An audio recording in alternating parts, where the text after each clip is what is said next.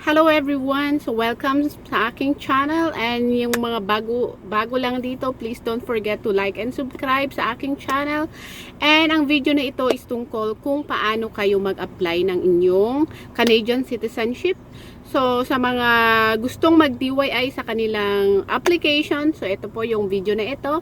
And also ilalagay ko sa link sa baba yung kung saan kayo makakuha ng package sa pag-apply ninyo, yung physical calculator kung saan kayo mag-calculate ng kung pasado ba kayo sa days na requirement para makapag-apply kayo, and also yung sa reviewer for your Canadian citizenship exam, ilalagay ko din sa baba. So free po yun.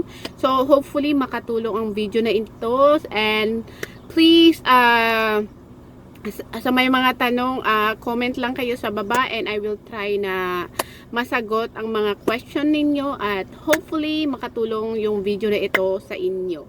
Alright, good luck sa inyong application. Ang unang gagawin ninyo is Google lang ninyo yung Canada Citizenship Application, and then mapupunta kayo sa website na ito, and then click lang ninyo yung Apply for Canadian Citizenship Canada. So, ang pag-apply po ninyo ng citizenship, pwede po siyang online. So, ito yung pinakabago, online and paper-based. So, ang tinuturo ko ngayon is paper-based. So, para ma-qualify kayo to apply for citizenship, kailangan permanent resident kayo dito and at least 3 out of the last 5 years. So, yung mga ibang student or nag-work dito, so pwede po kayong qualified po yan. So, ito po siya.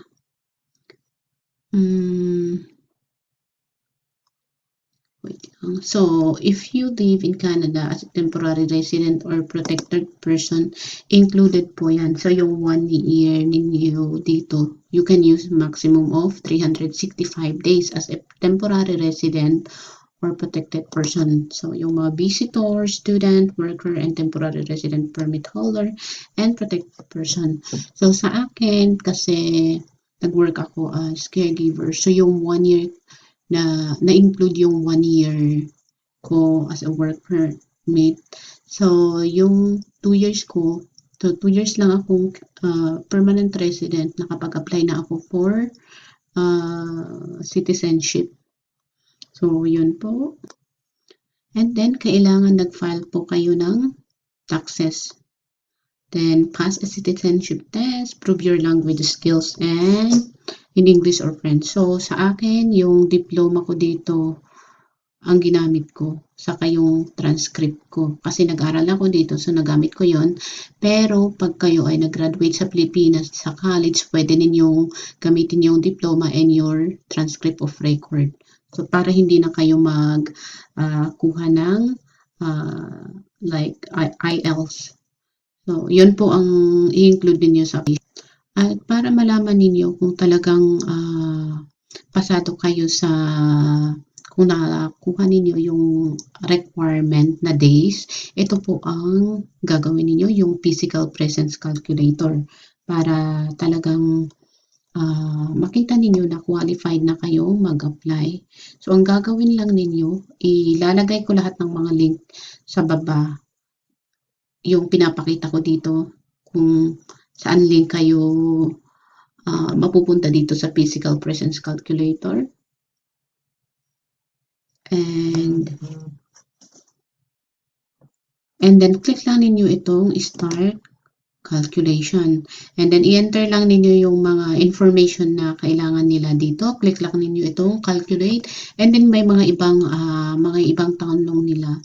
If fill up lang ninyo lahat yon. And then, after that, ito ipapakita ko sa iyo yung sample for, kumbaga, ito yung sample, yung physical presence calculator. So, ito is sample lang. So, ito, meron siyang 1,825 days. So, qualified siya kasi ang required is 1,095 days. So, kung nakita na ninyo qualified na kayo to apply, ang next na gagawin ninyo is,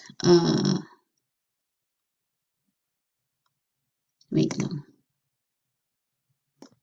Okay, so nakita ninyo na qualified na kayo sa physical presence calculator and yung mga ibang requirements. Click lang ninyo itong how to apply.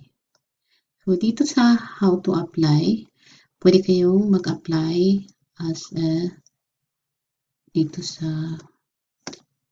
pwede kayong mag-apply dito sa online, pero yun nga, paper-based muna tayo. So ang gagawin ninyo dito is click lang ninyo itong get your application package. So ito po yung mga i-fill up ninyo na form. So click lang natin. So ito yung package po. So for adult 18 or older. So ito po yung kukunin natin.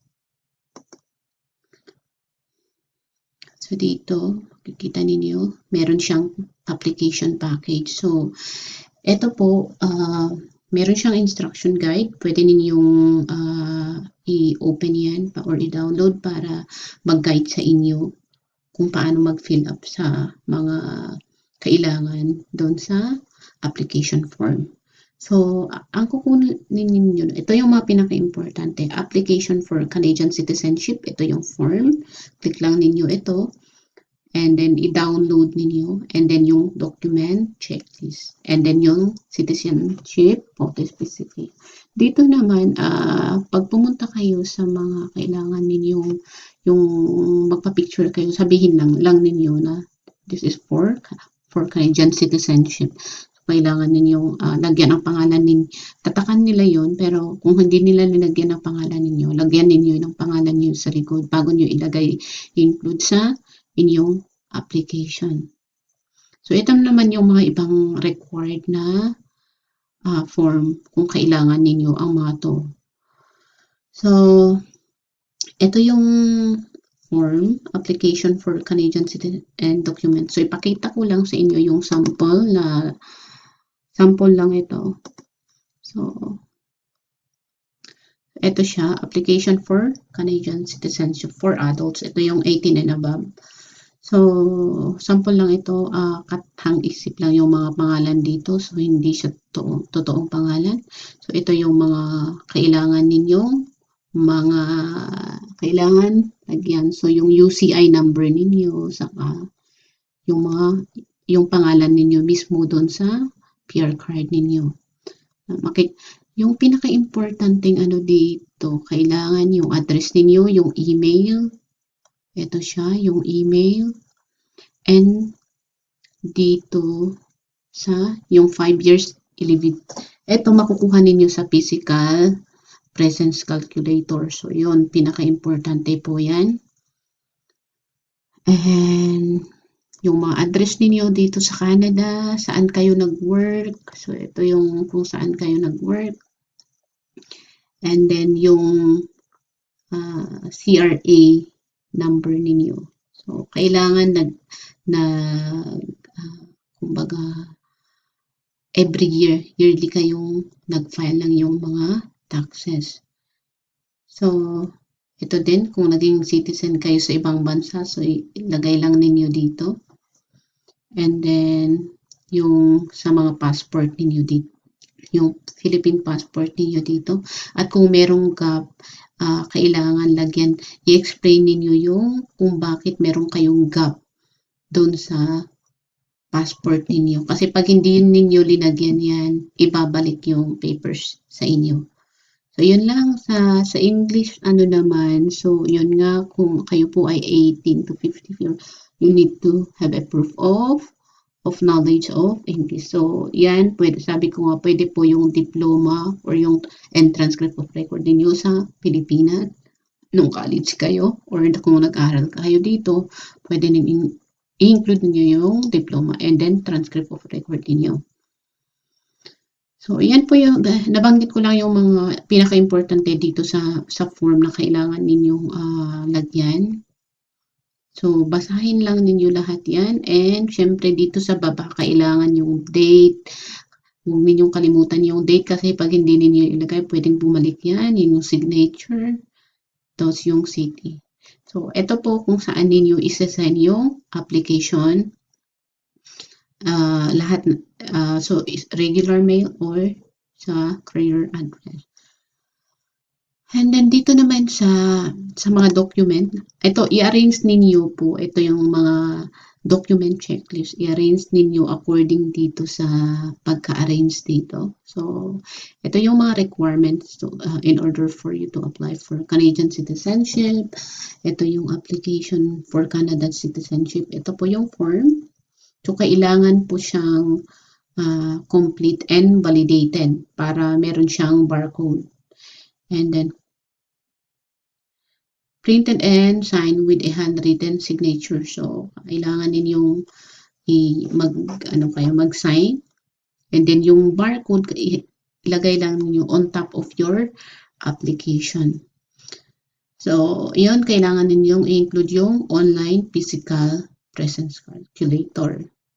At kailangan parehas lang sa date used in this calculation and on the application form are the same. So, kailangan magkaparehas yan. And then, photocopy of all your biographical pages in your passport. So, yun po, kailangan i-include niyo yung mga passport niyo. Photocopy of proof that demonstrate knowledge. So, yun po yung nabanggit ko kanina, yung diploma and transcript ninyo. Kung meron kayong sa Pilipinas and or dito sa Canada, include po ninyo yan. And then, photocopy of 2 personal identification documents. Ito naman yung ID ninyo. Kung meron kayong driver's license, pwede din ninyong i-gamitin yung passport ninyo. And then, 2 identical citizenship photos. So, pag pupunta nga kayo doon sa magpa-ID, sabihin lang ninyo na for Canadian citizenship. Kasi alam na nila yan. And lagyan ninyo yung pangalan ninyo sa likod ng yung picture. And then, yung fee for your receipt. So, pwede kayong magbayad online. Pwede kayong pumunta sa bangko. Pero, then the document checklist. So, i-arrange lang ninyo. Gamitin lang ninyo. Or, yung iba na magpapalit ng pangalan, pwede ninyong i-include po yun. Photocopy of legal name, change document. So, yun po. Sa pagbayad naman, i-click lang ninyo ito.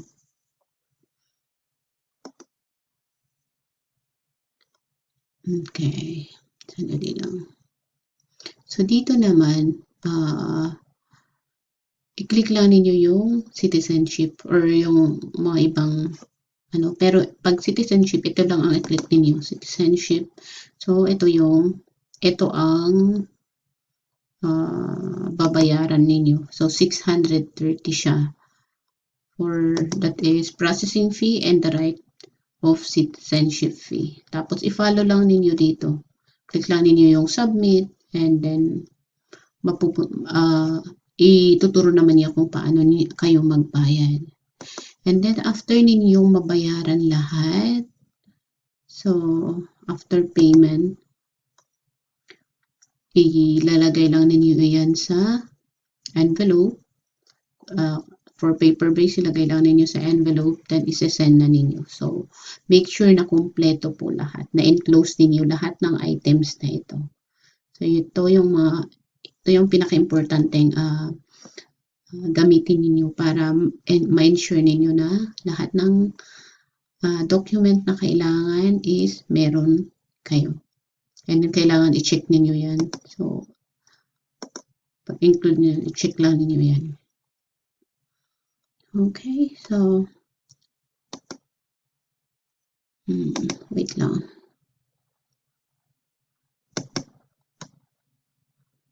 Dito naman sa website ng Canada, sa pag-apply ninyo ng citizenship, meron siyang step-by-step. So, who can apply, how to apply, after you apply, citizenship test. So, ito yung after ninyong mai-submit lahat, tapos kompleto and na-check nila, they will, ang susunod niyan is yung citizenship test and interview. And then after that, pagpasa ninyo niyan, meron na kayong oath of citizenship and ceremony. So, after ng ceremony ninyo, pwede na kayong makakuha ng yung passport dito sa Canada. So, yun lang po. Ganyan po ang pag-apply ng citizenship dito sa Canada. At kung meron kayong tanong, just comment below at try kong masagot. And thank you so much for watching. I hope meron kayong natutunan dito. And God bless everyone. Okay, so